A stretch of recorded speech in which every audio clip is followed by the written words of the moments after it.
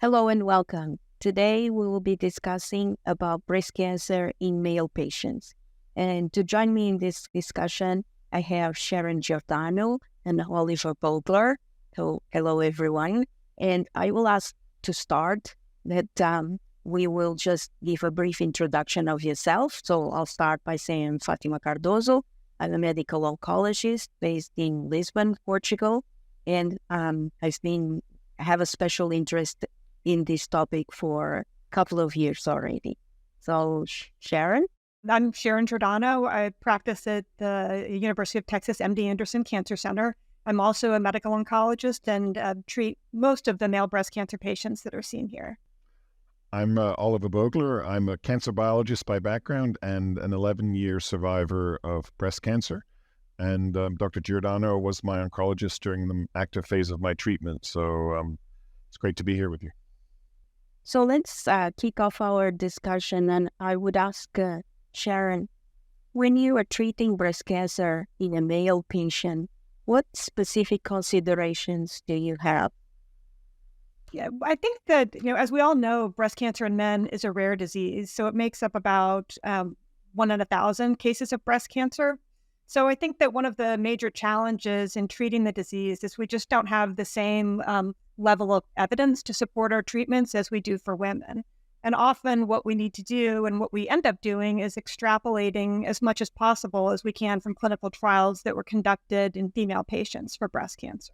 So I think that's one of the major challenges we face treating the disease. There have been international efforts to try to put together standardized treatments approaches. So, for example, FASCO has created guidelines for the management of male breast cancer. NCCN also has a special page on considerations for treatment of men with breast cancer. So I would encourage people to look at those resources if questions do come up on the topic.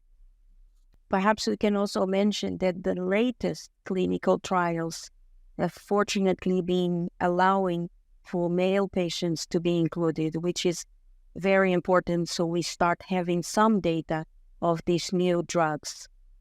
I think that's also relevant. It's a great point because historically most of the trials explicitly excluded men. I don't know if it was intentional or they just wrote the trials saying women with breast cancer because that's what most people thought of. But I think it's a great effort by the FDA and by investigators to make sure now that men are included in the trials.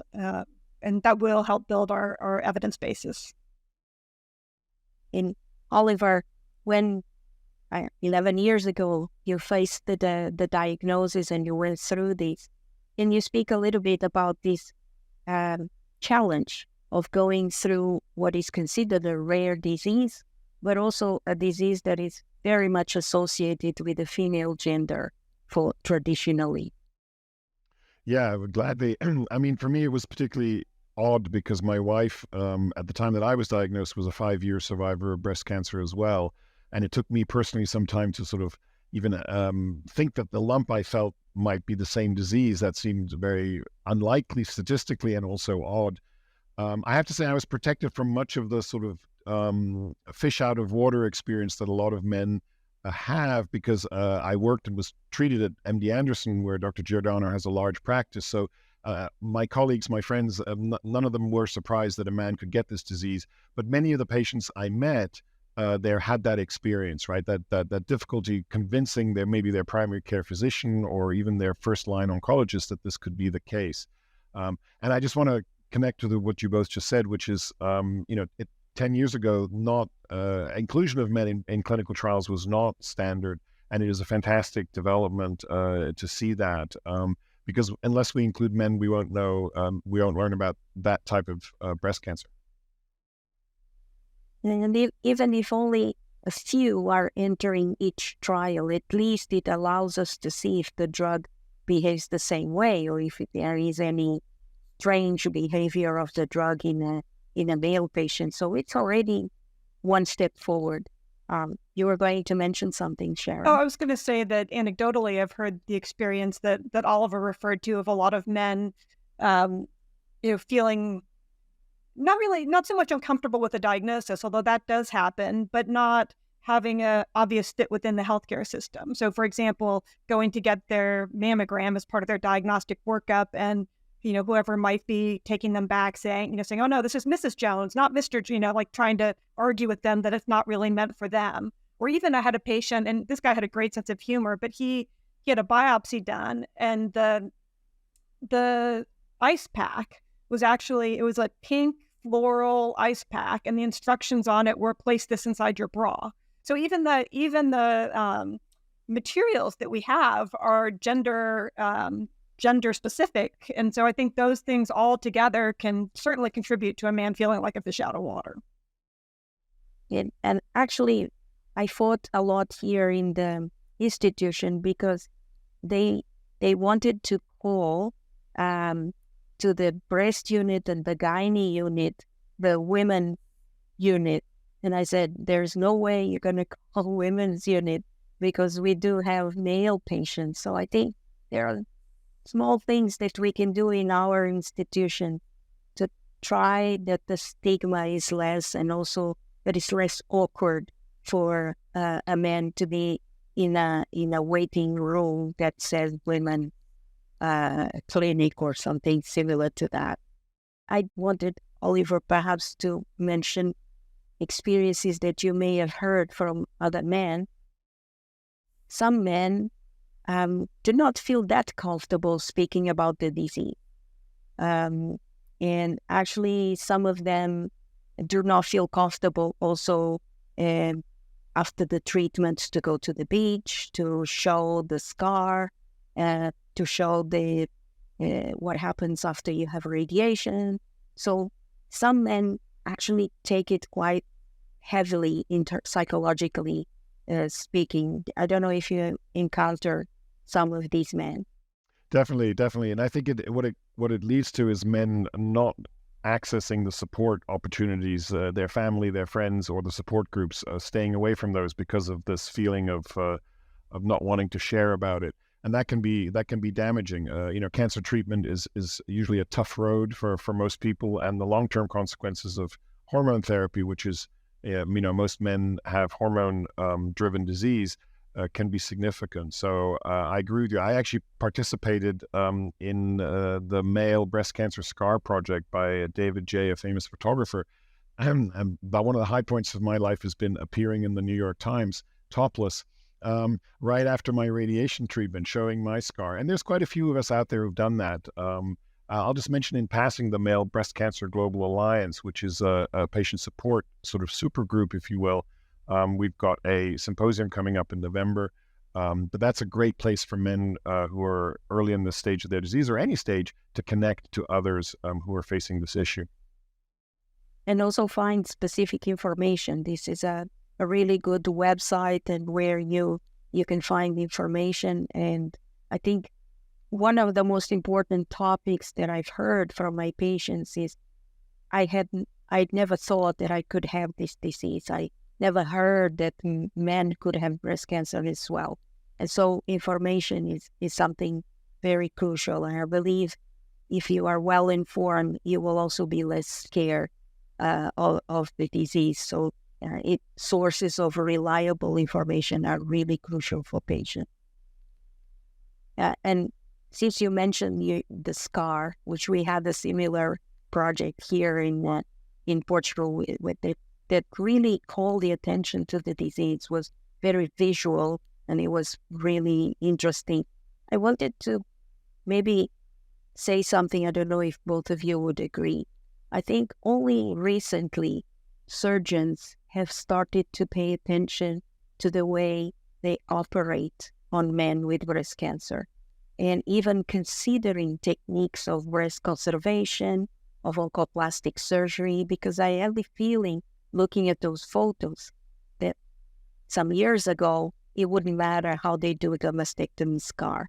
And just because it was a man, and this was biased, right? Just because it was a man, there was no need to pay attention to the aesthetic outcome. And that is wrong in my perspective. And I'm very happy to see that now there are surgeons considering other types of breast surgery to conserve as much as possible the aesthetic outcome.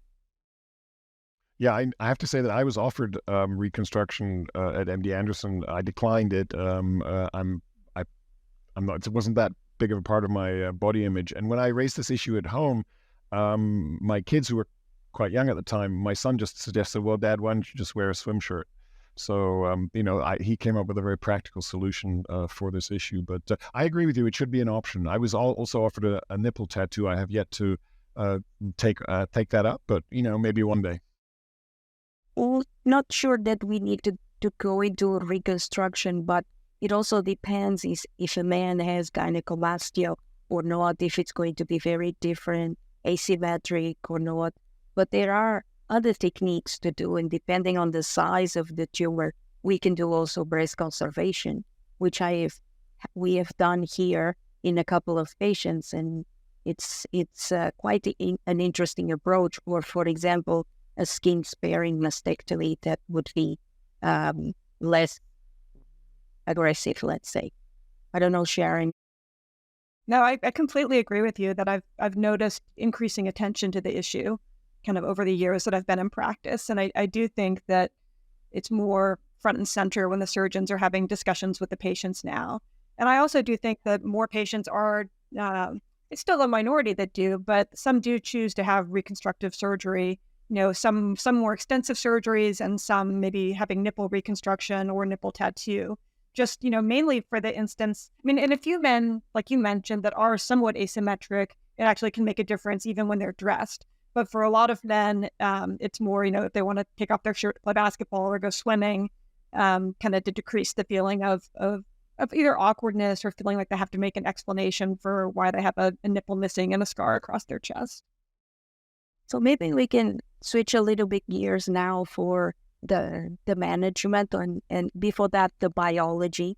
So I would ask each of you also, Oliver, now on your other half of biology, to speak a little bit on what we know so far, if it is exactly the same disease or there are biological specific characteristics of breast cancer in males. Yeah, I should preface this by saying I spent my career studying brain tumors. That was clearly a mistake. Starts with a B. It starts with a B, but the wrong, wrong part of the body.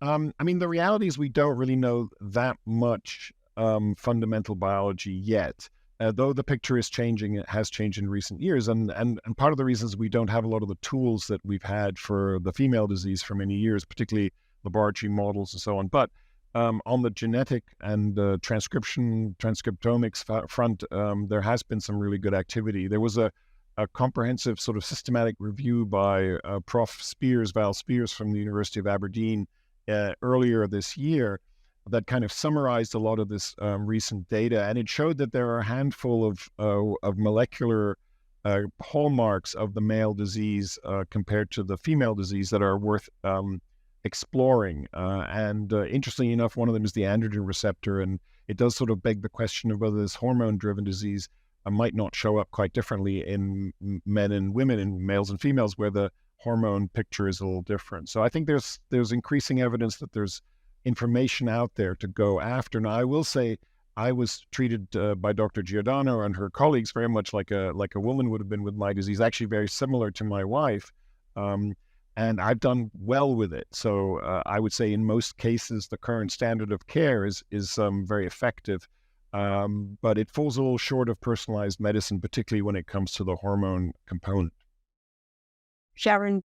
Yeah, I would add, when I think about it, as a clinician, although there's a lot of overlap and a lot of similarities, when we're treating men with breast cancer, almost all of the men have hormone receptor positive disease, which I think Oliver mentioned earlier.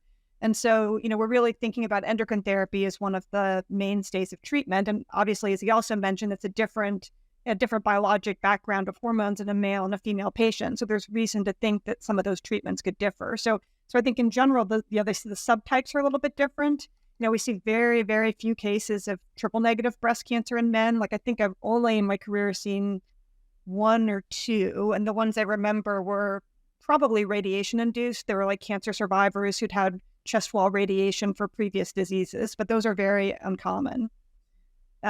We also tend to see the histology patterns are a little bit different. So we tend to see more ductal cancers in men than we do in women as a relative proportion. And then finally, one thing that I always try to remember and is the risk of BRCA mutations or underlying germline genetic mutations is higher in men than women. So just having a diagnosis of male breast cancer is an indication to consider genetic testing or meet with a genetic counselor to look for a BRCA1 or BRCA2 mutation. Now, most men will not have that. So, that would only, maybe roughly 10%, maybe a little bit less of men would have a BRCA2 mutation, and BRCA1 maybe only more like 1 or 2%. So they're not that common, but certainly male breast cancer is recognized as being associated with the BRCA mutations. I would say that if I would have to give like a take-home message in terms of biology, would be that if there is a diagnosis of hormone receptor negative or HER2 positive in a male patient, I would ask for a confirmation of the diagnosis. It's not that it cannot exist, but it's so rare that it's worthwhile to confirm. And you mentioned that triple negative is about less than 1%, about half of 0.5%, and HER2 positives is about 9-10%. So I think it will be very important to keep this in mind and verify or confirm the biology if you have a different diagnosis than ER positive, HER2 negative disease. Because unfortunately, I received some cases where this was not done, and in fact, it ended up by being a technical problem, and then people can receive the wrong treatment based on that. And I've also seen that happen when it's actually a metastasis to the breast rather than a primary breast cancer. And so, yeah, I completely agree. That's an excellent point. So if we go now to the management, and let's focus on early breast cancer first. What will be, Sharon, what would be your main take-home messages in terms for a professional that doesn't see this very often? What will be, okay, this is what you need to remember for when you manage a male patient that has early breast cancer? So I think in general, in terms of chemotherapy use, we essentially use the same guidelines as we do for women. And then when most of the male patients will have tumors that are hormone receptor positive. And for endocrine therapy, we typically rely on tamoxifen as the standard of care for adjuvant endocrine treatment for breast cancer. There's some data that there can be some efficacy of aromatase inhibitors as single agents, but in general, and extrapolated from some population-based registry data, the outcomes for men treated with single-agent aromatase inhibitors don't tend to be as good as for those treated with tamoxifen. Now, I know this is, it's not randomized data, so it has all the caveats of that, but the best information we have, tamoxifen appears to likely be more effective. So typically we stay with tamoxifen. If for some reason a man cannot tolerate tamoxifen or has a contraindication, then we could use a GnRH agonist along with an aromatase inhibitor. I would just like to mention that because it's a ER positive, HER2 negative disease most of the time, there will be the question, can we use the genomic test, right? And I think it is important that people know that we have much, much less data regarding the use of Oncotype DX, MammaPrint, or any of the genomic tests in male patients. And we actually we have some data on the distribution of, for example, Oncotype DX scores or MammaPrint scores, but exactly if we can use these tests for decision of chemotherapy, we don't have a lot of data on that. And I've seen a lot of people taking exactly the same decisions as with female patients, but that's not really very strong evidence base. Yeah, it's hard to know what to do with that. I mean, I think that there's some data also for Oncotype. There's prognostic data on Oncotype, so that there does seem to be the higher risk tumors do seem to have a worse outcome than the lower score tumors. But you're right, I don't think we have any predictive information to really show that the Oncotype score predicts benefit to chemotherapy. Having said that, I will sometimes order the test in my practice. And if somebody comes back with, a score of 5 or a very low risk score, I will use that in my decision making.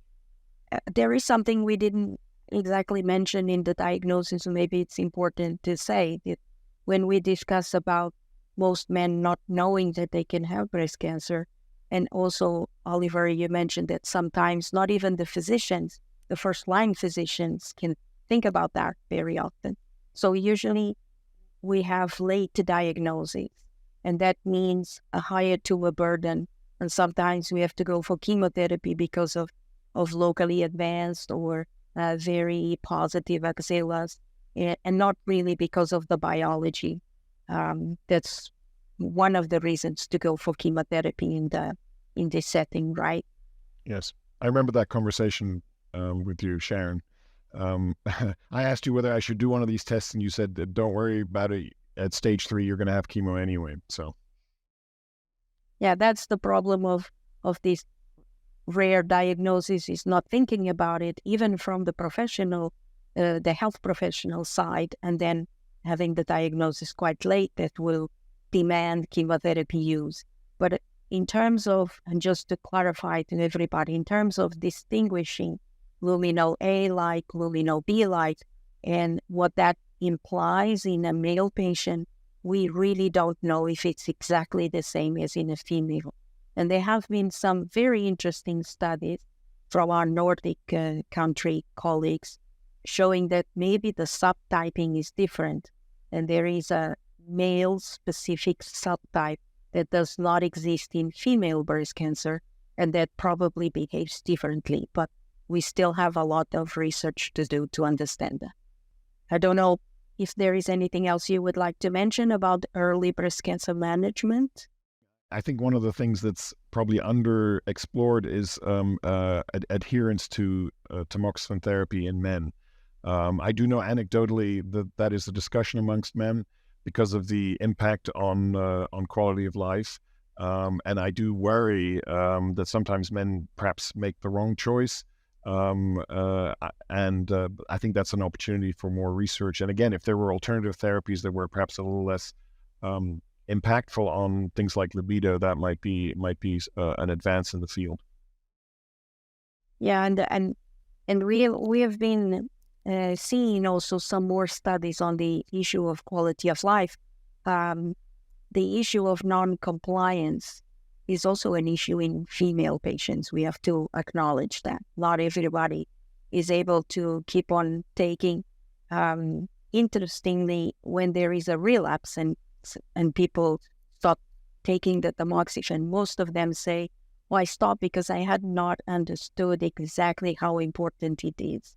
So we come back to the importance of explaining that is the most crucial treatment for this subtype of breast cancer. So again, information is really key. And sometimes I also use the argument with my patients that the alternative is even worse, because if you use an aromatase inhibitor and you have to use an agonist, LHRH, then the implications for your sexual life is even worse. So that's how I try to convince them to stay on tamoxifen. So let's finalize with a couple of words on the metastatic breast cancer in male patients. And Sharon, I'll start with you again. Is there any difference in the management that comes to your mind if you have a patient with metastatic, let's say ER positive, HER2 negative disease? How do you treat? How do you sequence the available therapies? Is it different from a female patient? I'd say big picture, it's quite similar. That since most of the men have hormone receptor positive disease, really the mainstay of treatment and the first treatments are going to be endocrine therapies, and we'll sequence through the endocrine therapies like we do in women.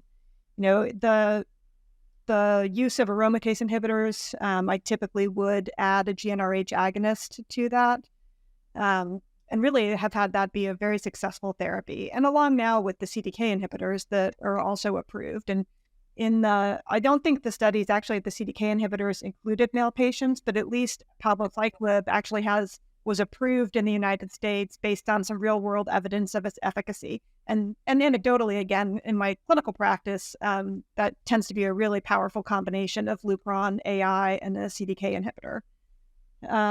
I think there is sort of less information about drugs like fulvestrant, or whether or not that would benefit from combination with the GnRH agonist, or whether those should be given as single agents. We just don't really know. We have a few case series out there. And then I think, in sort of similar to the early breast cancer setting, I think it's really important to remember to check for BRCA1 or BRCA2 mutations. So PARP inhibitors could be a part of the treatment plan if those underlying germline mutations are found. But I think generally, we're following generally similar sequence of endocrine therapies and then eventually chemotherapy. And maybe, Oliver, you've also seen that one consistent finding in the biology studies is the importance of the AKT, PI3K, mTOR pathway in male patients with breast cancer. And because we now have at least two classes of agents to tackle this pathway. And again, anecdotally, we're not talking about trials, but I've been seeing quite interesting responses, for example, to everolimus combined with endocrine therapy. You have a little bit less experience with the PI3K inhibitor, but that's just because of accessibility to the drug. But I think it's also something to keep in mind, of a combination that can be quite effective in this patient. Yeah, no, I agree. That's those findings are exciting in the context of dealing with something as difficult as metastatic breast cancer. But it's good to know that there's some information coming and opportunities and options, hopefully down the road for men facing that problem. And Sharon, if in this small number, but in these cases where there is HER2 positive disease, you would use also the new anti-HER2 agents and more or less the same sequence, right? Yeah, absolutely. I mean, it's not particularly data driven, but yes, I would. If it's the HER2 positive tumor, I would use the same HER2 targeted therapies I do for women with breast cancer.